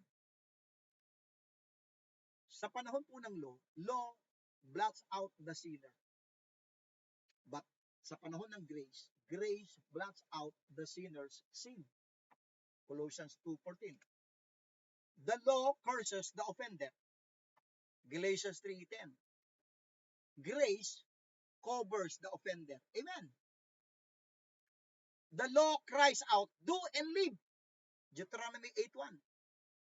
Sa panahon ng grace, grace cries out, it is done, it is finished. Amen. Kikita natin yung pagkakaiba po, no? The law was graven upon stone, outward. 2 Corinthians 3:3. Grace is graven on the heart. Sa law, yung batas isinulat inukit sa bato, pero sa panahon ng grace, inukit sa ating puso. Amen. Yung grace. The law brings judgment. Romans 5:18. But grace brings justification. Amen. Praise God. Tuloy po tayo. The law demands love. Grace of God exhibits love. Amen. According to the law, nearness to God is impossible. In grace, nearness to God is guaranteed. Amen. The law demands obedience or no blessing. Deuteronomy chapter 28, verse 1 and 2. Grace brings obedience because of the blessing. Amen. Ang laki ng pagkakaiba po eh. The law was a yoke of burdensome weight. Ito'y parang isang burden na pinapasan mo eh. Galatians 5:1. Pero sa grace, grace is to be in the yoke with Jesus, which makes the yoke easy and the burden is light. Amen. The law produced seal, but no salvation. Grace imparts seal and brings joy unspeakable and full of glory because we are saved. Amen. So I hope na nakikita po natin po itong contrast number 1, law and grace. Hindi na po tayo magtatagal po dyan dahil ito po yung aking pong nais pong bigyan ng pansin, yung contrast number 2. I hope na nasusubaybayan po nyo ito. So nasa contrast number 2 na po tayo, Israel and the church. Ito po, mahalaga po ito mga kapatid. Israel and the church. Things that are different are not the same. Magkaiba po yung Israel at yung church. So, contrast number 2 na po tayo. Is the church Israel or is it not? Yan po yung isang katanungan na nais kong sagutin ninyo sa inyong kaisipan. Ang Israel ba, ang church ba ay Israel or is not? Sabi sa 1 Corinthians 10:32, give none offense, neither to the Jews, nor to the Gentiles, nor to the church of God. 1 Corinthians 10:32. So, ibig sabihin, magkaiba yung Hudyo, magkaiba yung Gentiles, and most especially, iba rin po yung church of God. According to the Bible, there are 3 main groups of humanity, the Jew, the Gentile, and the church of God. Combining one or the other haphazardly results in different view. Kapag minix po natin, pinag-combine po natin yan, ito po yung mga nangyayari eh. There are 4 views of what the relation of Israel is to the church. They are simplified. Ito po yung mga iba't ibang mga pananaw patungkol sa Israel at saka sa church. Number 1, the church replaced Israel. Yan po yung tinatawag nating replacement theology. May mga ilang denomination na ang paniniwala po nila na tayo daw na church, tayo po yung ipinalit sa nation Israel. Okay? Mostly po, mga Calvinista po ang meron pong position po na yan. Okay? Pangalawang view po, the church was always Israel. Meron po akong nakausap po na ang kanyang paniniwala na ang church daw ay mula pa sa lumang tipan. Yan po yung nagre-represent daw Israel. Yan daw yung church. Okay? Pangatlo, the church is part of Israel. May mga ilang Baptist po na may mga bahagi po na ang Israel ay nakabahagi po doon yung church. Okay, alin po kayang tamang posisyon dito? The church replaced Israel? Tayo ba na church? Tayo ba yung kapalit ng Israel? Kaya yung New Covenant ina-apply sa church, which hindi po para sa atin yun. Because of this position, the church replaced Israel. Kaya yung mga promises ng Panginoon na i-apply sa church. Yung promise ng Panginoon sa Israel, dahil nireject daw ng Israel si Kristo, so therefore, yung promises daw ng Panginoon, yung covenant daw ng Panginoon sa Israel, ay transfer sa church. Yun po yung position po ba natin? or the church was always Israel. Yung mga Sabadista, ang paniniwala nila, yung church daw, nasa Old Testament na yan daw yung Israel. Naku po, delikado po yan. Ito naman, the church is part of Israel. May mga portion daw na ito'y tumutukoy sa church. O ito ka sa pang-apat. Ito po yung posisyon ko. The church never was and will never be Israel. Amen. Ito po yung posisyon ko. Ang church po, kailanman hindi po siya bahagi ng Israel, hindi po siya replacement ng Israel, and will never be Israel. Okay? Yan po yung apat na posisyon, pero alin po ba dito? Tingnan po natin po, mga minamahal. Ipapakita ko sa inyo yung pagkakaiba po dito po sa ating presentation bago po tayo matapos po, no? Hopefully, matapos po sana po ito, no? Okay? Ipapakita ko po sa inyo na hindi po kailanman magkapareho ang Israel at ang church. Dito po sa presentation ito, dito sa contrast number 2, na iba po yung Israel, iba po yung church. Iba po ang promise ng Panginoon sa Israel, iba po ang promise ng Panginoon sa church. Let's go to number 1. Pagdating po sa apostle. Yan. Magkaiba po ang Israel at sa church pagdating po sa apostle. Sa Israel po, sino po ang kanilang apostle? Yung 12 apostle po. Matthew chapter 10 po. Let's go to Matthew chapter 10. Matthew chapter 10. Verse 5 to 6. Matthew chapter 10, verse 5 to 6. Muli po, samahan niyo po ko bilang patunay na basahin po natin. Mas maganda, samahan niyo po kung basahin po natin po ito, mga kapatid. No? Matthew chapter 10, verse 5 to 6. Para po makita po natin, sino po bang apostle, mga apostoles ng nation Israel? Matthew chapter 10, verse 5. These 12 Jesus sent forth and commanded them, saying, Go not into the way of the Gentiles, and into any city of the Samaritans enter you not. Matapos po silang inordain ng Panginoon, okay? Tinawag ng Panginoon sa verse 1, okay? Ay inutusan silang, wag silang pupunta sa mga hintil. Saan lang? But go rather to the lost sheep of the house of Israel. Ang liwanag po niyan eh. Dagdagan po natin, Galatians chapter 2. Galatians chapter 2, verse 7 and 8. Galatians chapter 2, verse 7 and 8. Sabi po sa Galatians chapter 2, verse 7 and 8. But contrariwise, I hope nabuksan po ninyo yung mga Bible po. Dito po sa Galatians chapter 2, verse 7 and 8 po, mga minamahal. But contrariwise, when they saw that the gospel of the uncircumcision was committed unto me, as the gospel of the circumcision was unto Peter. For he that wrought effectually in Peter to the apostleship of the circumcision. Ulitin natin yan, verse 8. For he that wrought effectually in Peter to the apostleship of the circumcision, the same was mighty in me, sabi ni Paul, toward the Gentiles.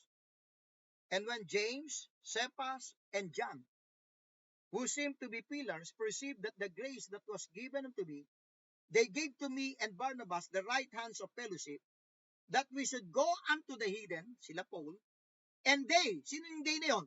Si James, si Cephas, at saka si John, unto the circumcision. So maliwanag na maliwanag po dito, na ang apostoles po ng mga Israelita ng Israel po ay ang 12 apostles. How about sa church? Si Apostle Paul po. Tingnan po natin sa Romans 11 po. Romans chapter 11 verse 13. Romans chapter 11 verse number 13. I hope na binubuksan po niyo sana po ang inyong mga Bible. Romans chapter 11 verse number 13. For I speak to you Gentiles, inasmuch I am the apostle to the Gentiles, I magnify mine office. Romans chapter 15 verse 16. Basa pa po tayo ng mga talata. Romans 15:16. Romans 15, verse 16, that I should be the minister of Jesus Christ to the Gentiles, ministering the gospel of God, that the offering up of the Gentiles might be acceptable, being sanctified by the Holy Ghost. 1 Timothy chapter 2, verse 7. Basa po tayo ng maraming talata para mapatunayan natin sino bang apostoles sa panahon natin ngayon. 1 Timothy chapter 2, verse number 7. 1 Timothy chapter 2. I hope na binubuksan din po niyo ang inyong mga Biblia po, mga minamahal. 1 Timothy chapter 2, verse 7. Whereunto I am ordained a preacher. Apostle Paul was ordained a preacher and an apostle. I speak the truth in Christ and lie not, a teacher of the Gentiles in faith and verity. Apostle Paul was ordained a preacher and an apostle and a teacher. Para saan? Of the Gentiles. 2 Timothy chapter 1, verse 11. 2 Timothy chapter 1, verse number 11. Whereunto I am appointed. Ayop na nakikita po natin po ang tibay po ng mga salitang ito. In-appoint siya. Appointed. A preacher and an apostle and a teacher of the Gentiles. So, makikita po natin magkaiba po ang Israel at church pagdating po sa apostle.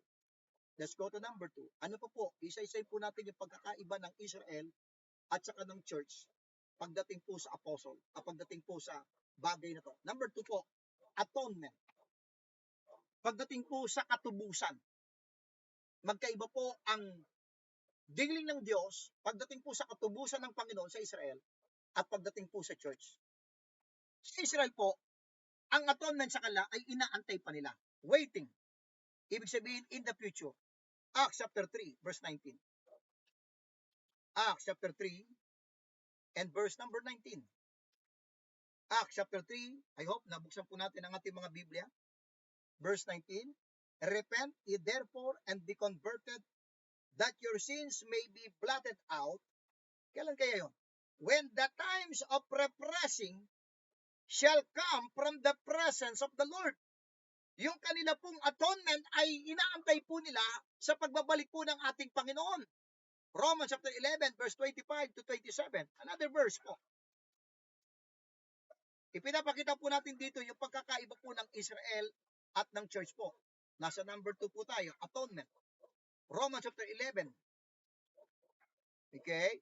Romans chapter 11, verse 25 to 27. For I would not, brethren, that you should be ignorant of this mystery, lest you should be wise in your own conscience, that blindness in part is happened to Israel until the fullness of the Gentiles become in, and so all Israel shall be saved. Kailan to? As it is written, there shall come out of Zion the deliverer, and shall turn away ungodliness from Jacob. For this is my covenant unto them when I shall take away their sins. So makikita natin in the future po yung atonement ng nation Israel. Pero sa church po, now. Ngayon po. Tingnan po natin, Romans chapter 5, verse number 11. Romans chapter 5, verse number 11. Sa church po, ngayon. Verse 11. And not only so, but we also joy in God through our Lord Jesus Christ, by whom we have now received the atonement. So, pagdating sa atonement, sila waiting, tayo now.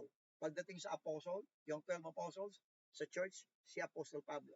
Number 3, pagdating po sa gospel, magkaiba po ang church at ang Israel po pagdating po sa gospel po.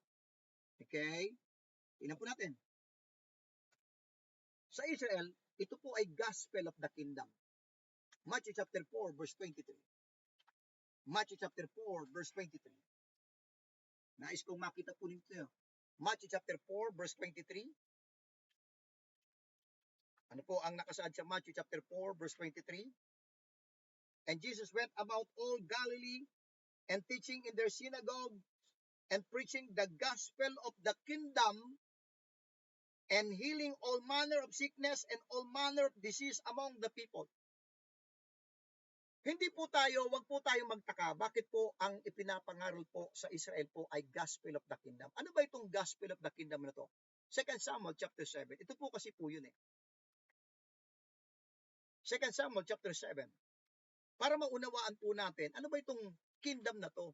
Na yun po yung pinapangaral po. Mabuting balita po yun eh. Ito po ay mabuting balita ng kaharian. Ano itong mabuting balita ng kaharian na to? Babalik po tayo sa 2 Samuel para maunawaan po natin ano ba itong mabuting balita ng kaharian ng Panginoon. The Gospel of the Kingdom. 2 Samuel chapter 11. I hope na sana po ay sinasamahan niyo po kung kayo din po ay nakabukas po ang inyong mga Biblia. 2 Samuel chapter 7 verse 12. Sabi ng Panginoon kay David, And when thy days be fulfilled, and thou shalt sleep with thy fathers, I will set up thy seed after thee, which shall proceed out of thy bowels, and I will establish his kingdom. Nag-promise ang Panginoon kay David at sa kanyang magiging lahi, ang kanyang seed, which is the nation Israel, na ang Diyos ay mag-establish po ng kaharian. He shall build an house for my name, verse 13, and I will establish the throne of his kingdom forever. So it is the promise, ito po yung promise ng Panginoon sa nation Israel, na meron pong darating na seed ni David na magtatayo ng kaharian. Kaya po sa Luke chapter 1, buksan po natin sa Luke chapter 1. Muli po, samahan niyo po ako sa Luke chapter 1 po, ang ating mga Bible. Si Kristo po ang pupulpil po niyan eh. Saan pong talata po? May talata ba tayo? Yes, of course. Luke chapter 1. Buksan po natin ang ating mga Biblia sa Luke chapter 1, verse 32, verse 31, mas maganda verse 31. And behold, thou shalt conceive in thy womb, and bring forth a son, and shall call his name Jesus.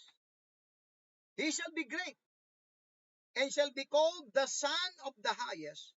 I want you to note yung susunod kong babasahin.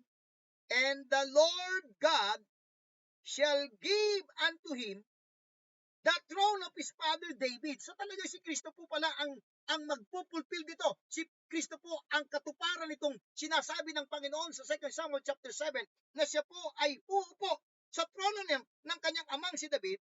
Verse 33. And he shall reign over the house of Jacob forever, and of his kingdom there shall be no end. So wag po tayong magtaka. Ito po'y promise kingdom ng Panginoon sa kanyang seed na nation Israel. Kaya nung dumating po si John the Baptist, ang kanyang preaching po ay Gospel of the Kingdom. Because hindi po, wag po tayong magtaka. Bakit po? Dahil promise ng Panginoon niya sa Israel eh. Kaya nung nag-aral po si Kristo, the Gospel of the Kingdom. Kaya nung nag-aral po yung 12 Apostles, the Gospel of the Kingdom. Yan po ay sa nation Israel. Pero sa church po, ano pong gospel meron tayo? It is the gospel of the grace of God. Acts chapter 20, verse 24. Acts chapter 20, verse 24. It is the gospel of the grace of God. Po, mga minamahal. Muli po, samahan niyo po kung buksan ang ating mga Biblia po sa Acts chapter 20, verse 24. Acts 20, verse 24. But none of these things move me. Si Paul po nagsasalita po. But none of these things move me, neither count I my life dear unto myself, so that I might finish my course with joy and the ministry which I have received of the Lord Jesus, to testify the gospel of the grace of God. Alam natin kung ano itong gospel of the grace of God. It is the death, burial, and resurrection of the Lord Jesus Christ. So ang Israel at ang church, magkaiba po sila.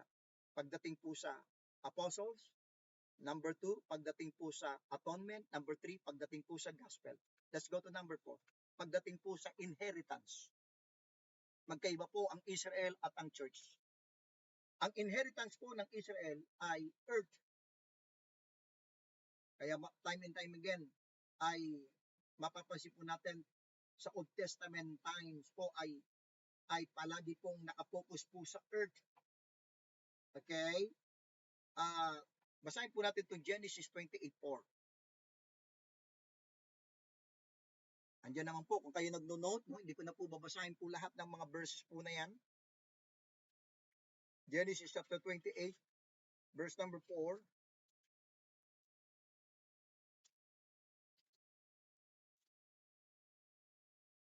Okay, Genesis 28, verse number 4. Ano po ang nakasaad sa verse 4? And give thee thy blessing of Abraham to thee and to thy seed. Talking to the nation Israel po, yung seed na yan, with thee, that thou mayest inherit the land wherein thou art a stranger with God, which God gave unto Abraham. So, ang dami pong mga talata. I-type nyo na lang po sa search words po ng sa inyong pong Bible po dyan sa cellphone po ninyo. Earth po, lupa po, ang inheritance po ng Israel. How about church po? Heaven po. Ephesians chapter 2, verse number 6. Ephesians chapter 2 and verse number 6 po. Sabi po sa Ephesians chapter 2 and verse number 6. Muli po, samahan niyo po kung buksan ang ating mga Biblia. Ano po naman ang pagkakaiba natin sa Israel? Tayo po, heavenly. Ang sabi sa verse 6, and hath raised us up together and made us sit together in heavenly places. Kaya po, si Pablo lamang po ang nag-term ng in heavenly places. 4 na beses pong libitaw sa writing po ni Paul yung word in heavenly places. Philippians chapter 3 verse 20. Buksan po natin ating mga Bible sa Philippians chapter 3 verse 20. For our conversation, ang ating pagkamamamayan, citizenship, for our conversation is in heaven, from whence also we look for the Savior, the Lord Jesus Christ. Amen. So magkaiba po pagdating po sa inheritance, ang Israel at ang church. Number 5, pagdating po sa Christ identity. Ano po yung identity po ni Kristo sa Israel? At iba po yung kanyang identity po pagdating sa church. Sa Israel po, siya po ay king. The coming king. Jeremiah chapter 23 verse 5. Jeremiah chapter 23 verse 5. Ano po ang mababasa po natin? Jeremiah 23 and verse number 5. Behold, the days come, saith the Lord, that I will raise unto David a righteous branch, and a king shall reign and prosper, and shall execute judgment and justice in the earth. Luke chapter 1, binasa natin kanina. He shall reign over the house of Jacob. Micah chapter 4 verse 7. Yan po yung identity po ni Kristo sa Israel. Siya po yung hari na darating na magtatayo ng kaharian. How about sa church? Siya po yung head. Ephesians chapter 1. Ephesians chapter 1. Ephesians chapter 1 and verse 22 to 23. Okay? 22, 23.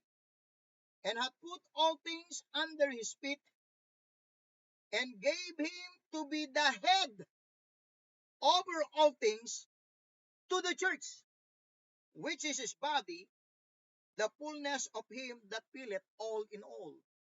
So sa church po, ang identity po ni Kristo, siya po ang head. Colossians chapter 1 verse 18.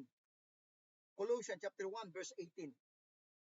Colossians 1:18, and he is the head of the body, the church, who is the beginning, the firstborn from the dead, that in all things he might have the preeminence. Pagdating sa apostles, magkaiba ang Israel at ang church. Pagdating sa gospel, magkaiba ang Israel at ang church. Pagdating po sa inheritance, magkaiba po. Pagdating po sa identity po ni Kristo, magkaiba po ang Israel at ang church. Let's go to number 6. Pagdating po sa resurrection. Pagdating po sa resurrection ni Kristo, magkaiba po ang teaching po, ang mindset po, ang direction na itinuturo po sa resurrection ni Kristo pagdating sa Israel, at magkaiba po sa church. Pakita ko po sa inyo. Sa Israel po, ang resurrection po ni Kristo ay para siya ay umupo sa trono ni David. Acts chapter 2 verse 30. May verse po ba tayo? Yes. Acts chapter 2 verse 30. Acts chapter 2 and verse number 30 po. Okay? Acts 2:30. Are you there? Therefore, being a prophet, buksan po natin ang ating mga Bible, Acts 2:30 po. Therefore, being a prophet, and knowing that God had sworn with an oath to him that of the fruit of his loins, according to the flesh, I want you to note this, he would raise up Christ, babangon si Kristo, for what? To sit on his throne. So yung resurrection ni Kristo, ang purpose po, pagdating po sa Israel, para umupo sa trono ni David. Luke chapter 1 verse 32, kaya nga po yung prophecy po, tuto pa rin po ni Kristo po yan eh. Kaya po, sabi sa verse 32, Luke chapter 1 verse 32, okay? He shall be great and shall be called the Son of the Highest, and the Lord God shall give unto him the throne of his father David. Naka-prophecy po yan. Kaya kailangan mag-resurrect ni Kristo to sit on David's throne. Pero sa ating church po, tayo po na body of Christ, believers, ano yung purpose po ng resurrection ni Kristo? Iba po. Tingnan nyo, Ephesians 1:20. Ephesians chapter 1 verse 20.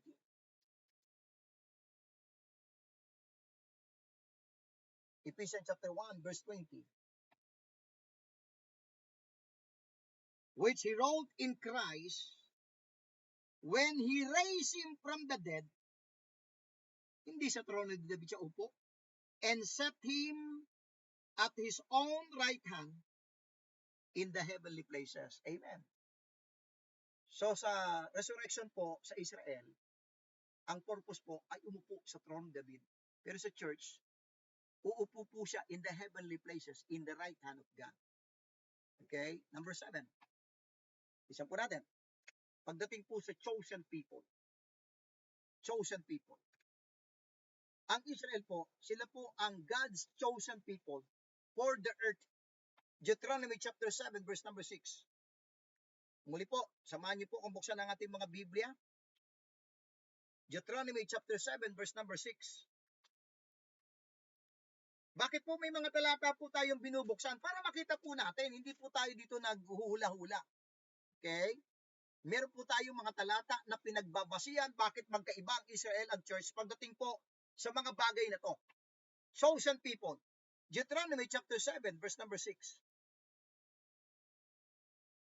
Sabi ng Panginoon sa kanila, for thou art an holy people unto the Lord thy God. The Lord thy God hath chosen thee to be a special people unto himself above all people that are upon the face of the earth. Deuteronomy chapter 29.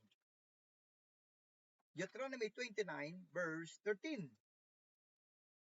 Deuteronomy 29 verse 13. Sabi po sa verse 13, that he may establish thee for a people unto himself, and that he may be unto thee a God, and as he hath said unto thee, as he hath sworn unto thy fathers, to Abraham, to Isaac, and to Jacob. Okay? So makikita natin ano ba yung kanyang ipinangako. Okay? And to thee will I give this land. So, ang Israel po, God's chosen people for the earth. Ang church po, God's chosen people for heaven. Amen. Amen. For heaven. Titus chapter 2 verse 14. Titus chapter 2 verse 14. I hope na nandiyan pa po kayo. Okay? Ang ganda po nitong ating pong pinag-aaralan po, mga kapatid. Titus chapter 2 verse 14.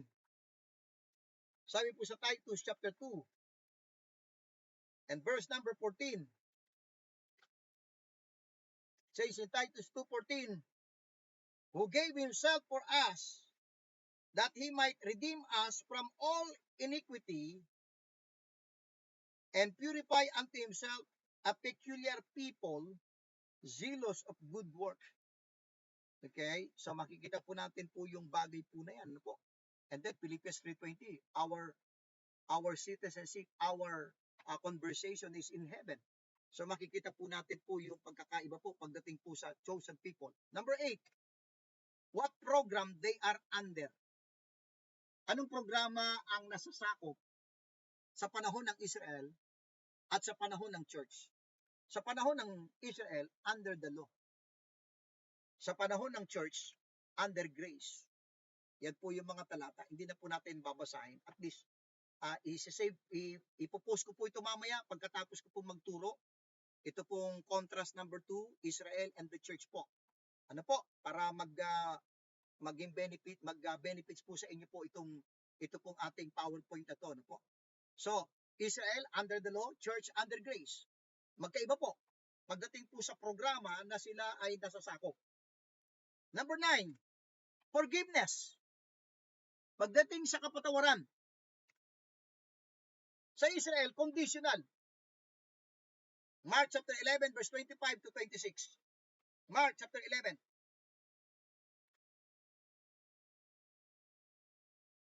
Mark chapter 11 verse 25 and 26. Nabasa na po natin yung cross-reference po nito.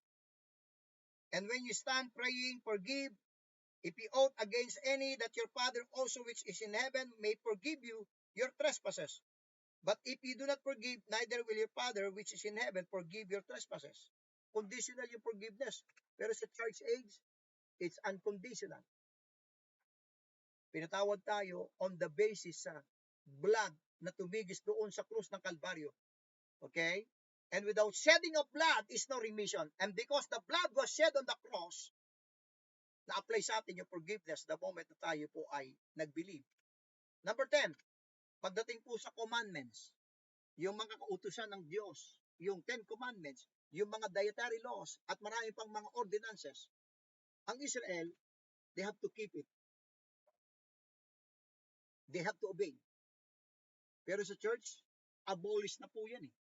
Basahin po natin, Ephesians chapter 2, verse number 5. Ephesians chapter 2 and verse number 5. Basa po tayo. Kaya hindi na po tayo under the law eh. Ephesians chapter 2, verse number 5. Okay? Sabi sa verse 15 po, hindi po 5 po, 15 po yan. Having abolished in his flesh the enmity, even the law of commandments contained in ordinances, for to make in himself obtain one new man, so making peace. Na-abolish po yan eh. Colossians chapter 2. Basa po tayo para lalong higit na mas magtumibay na iba po yung sa church. Sa church po, na-abolish na po ito eh. Colossians chapter 2, verse 14. Blotting out. Ayan, liwanag ha. Sa Ephesians 2:15 po yan ha. Blotting out the handwritings and of ordinances that was against us, which was contrary to us, and took it out of the way, and nailing it to his cross. Amen and amen. Number 11, pagdating po sa signs, sa mga palatandaan, sa Israel po, required. Nire-required po ng Israel ang signs. Kaya po, during Christ's earthly ministry, during the apostles, during sa transition na Acts period, meron po mga signs and wonder. Bakit? Nire-required po yan sa nation Israel. 1 Corinthians 1:22. 1 Corinthians chapter 1, verse 22. Sabi po sa 1 Corinthians 1:22. For the Jews require a sign, and the Greek seek after wisdom. Kaya po, during Christ's earthly ministry, sabi ng mga Israelita sa kanya, sabi ng Israel, show us the sign. Give us the signs. Pero sa church po, don't require. Hindi po nire-require sa atin ang signs. Enough na po ang salita ng Panginoon sa atin. Ito po, the complete revelation. Hindi po tayo kailangan pumunta sa bundok at sabi mo, Panginoon, bigyan mo ako ng palatandaan. Hindi na po. Complete na po revelation ng Diyos. Nandito na po ang kanyang kalooban. Basahin mo na lang po ang salita ng Diyos. Amen. Number 12, pagdating po sa the cross of Christ, ano po ang pagkakaiba pagdating sa cross of Christ, ang Israel at ang church? Sa Israel, ang cross po sa kanila, stumbling block. Natalakay po natin yan sa the book of Acts overview. Sa kanila, stumbling block ito eh. Basahin po natin, 1 Corinthians 1:23. 1 Corinthians 1:23 po. Ano po ang nakasabi po sa 1 Corinthians 1:23? For the Jews, verse 23, but we preach Christ crucified unto the Jews, a stumbling block, and unto the Greeks, foolishness. Bakit po? Kasi yan po yung mga talata. Acts 2:36, verse 36, Acts 2:23, Acts 2:36, Acts 3:14 and 15, okay? Acts chapter 4, verse 10, Acts chapter 5, verse 30, Acts chapter 10, verse 39. Yung cross po sa Israel, nung pinipreach po ito, during early Acts period, bakit naging stumbling block? Kasi it's an indictment. Ang pangangaral po ng cross sa Israel, ito po ay pag-uusig, pangungonsensya, judgment para sa kanila. Pero sa atin, ang cross of Christ ay good news. How that Christ died for our sins. Amen.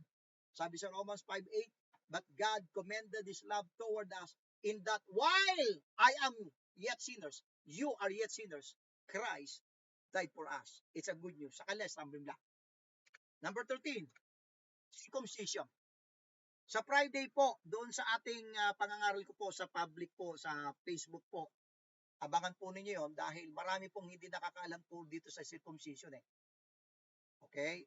Abangan po ninyo yan. Sa Israel po, ang circumcision po sa kanila, circumcision in the flesh made by hands.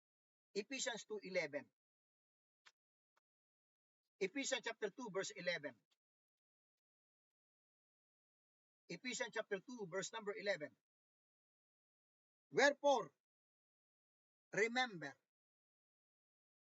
that ye being in time past Gentiles in the flesh, who are called uncircumcision by that which is called the circumcision in the flesh made by hands. Ang Israel po, yung circumcision nila, made by hands.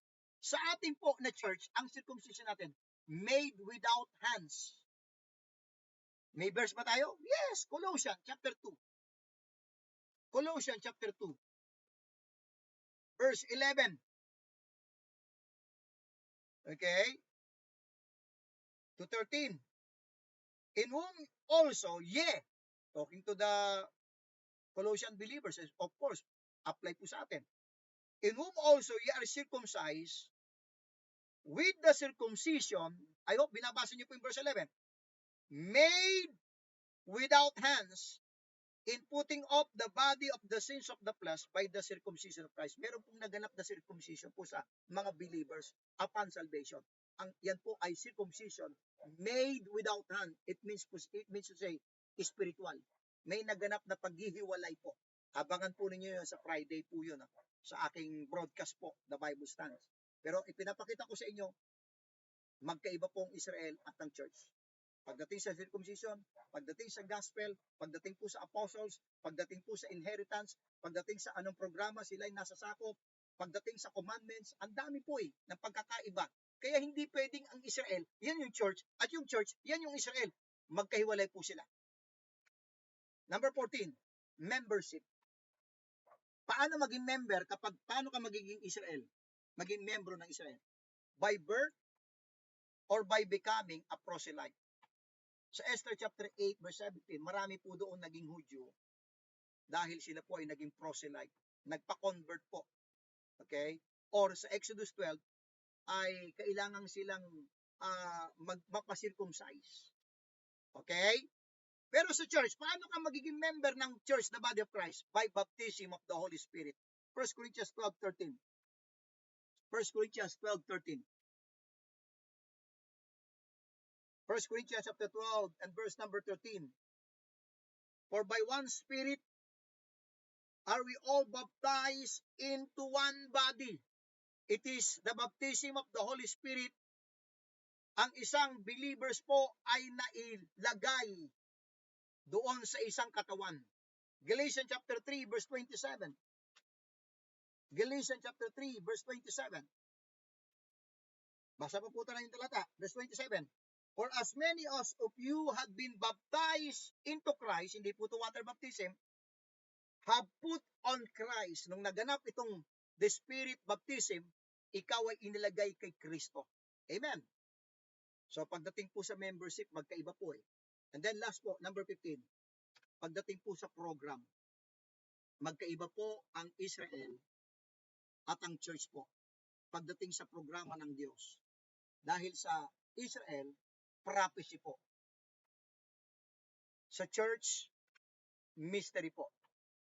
Sa ating second quarter po, no, ng ating Bible Institute po ay bibigyan ko po yan ng malawak na emphasis po yung pagkakaiba na yan ng prophecy at ng mystery.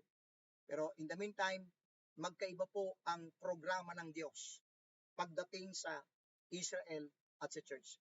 Ang programa ng Diyos sa Israel, ito po yung tinatawag natin prophecy po. Sa church po, ito po yung mystery.